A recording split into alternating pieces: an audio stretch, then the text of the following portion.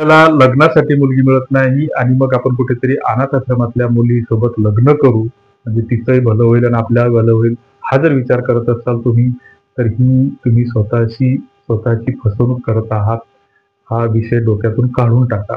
अनाथ आश्रमातील मुलीसोबत लग्न करण्याची जी प्रक्रिया आहे, तर याबाबत आम्ही याच्या आधी 2-3 व्हिडिओ बनवलेले आहेत. पण पुन्हा एकदा नव्याने ती माहिती देतो, की महाराष्ट्रामध्ये पहिली गोष्ट तर अशा अनाथ आश्रमांची संख्या खूप कमी आहे.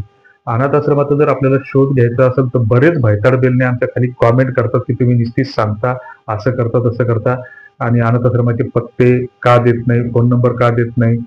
तर आमच्याकडे सगळे पत्त्यांची लिस्ट आहे, परंतु YouTubeच्या आणि सोशल मीडियाच्या कम्युनिटी गाईडलाईननुसार असे कुणाचेही पत्ते किंवा हे प्रसिद्ध करता येत नाहीत, कारण ह्या बऱ्याच गोष्टी कॉन्फिडेन्शियल असतात आणि मग ह्या गोष्टीचा त्या व्यवस्थेला त्रास होतो, म्हणून ह्या गोष्टी प्रतिबंधित आहेत.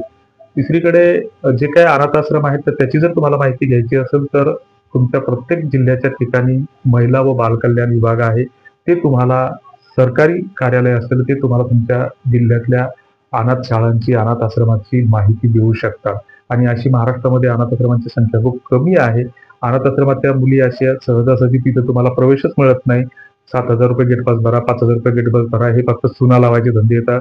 असे बायोडाटा प्रसिद्ध करण्याची अनाथ आश्रमांना कुठलीही परवानगी नसते. त्याच्यावर कोर्टाचं नियंत्रण असतं, समाज कल्याण विभागाचं नियंत्रण असतं, महिला व बालकल्याण विभागाचं नियंत्रण असतं, शासनाच्या विविध प्रशासकीय संस्थांचं त्याच्यावर नियंत्रण असतं आणि ह्या सगळ्या प्रक्रियेतून त्यांना जावं लागतं. प्रत्येक अनाथ आश्रमाचा बायलाज हा वेगळा असतो.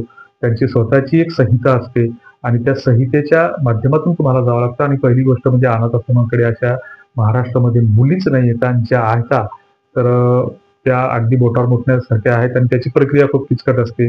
त्या अनाथ आश्रमातल्या मुलीसोबत जर आपण लग्नाचा विचार करत असू, तर त्या मुलाची सामाजिक प्रतिष्ठा तपासली जाते. तो महिन्याला कमीत कमी ₹35,000-40,000 कमावणारा असला पाहिजे. त्याचं सगळं रेप्युटेशन वगैरे, सामाजिक प्रतिष्ठा सगळ्या गोष्टी त्याच्यानंतर त्याची गुप्त चौकशी केली जाते. गुप्त चौकशी केल्याच्या नंतर त्याच्या गावातले, घरातले लोक त्या मुलीला नंतर स्वीकारायला तयार आहेत किंवा नाही, या सगळ्या गोष्टींची पडताळणी होते आणि हे वर्ष 2 वर्षातून फक्त एखादा असा क्वचित असे विवाह होतात.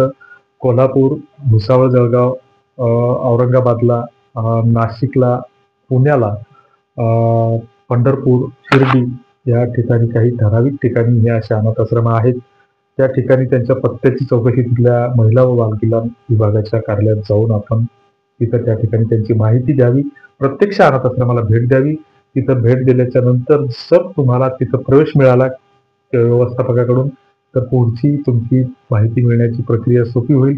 कारण महाराष्ट्रभरातून अनाथ आश्रमाची चौकशी करणारे शेकड्यानं नाही तर हजारानं लोक आहेत आणि मग अशा स्थितीमध्ये अनाथ आश्रमामध्ये काही कुठे मुलींची हे आहे आणि सगळ्यात महत्वाचा विषय हा आहे, की मुली ज्या अनाथ आपण म्हणतो, तर ह्या अनाथ ठरवण्यामागे कुठेतरी आपणच जबाबदार आहोत. आपणच सामाजिक घटक म्हणून जबाबदार आहोत.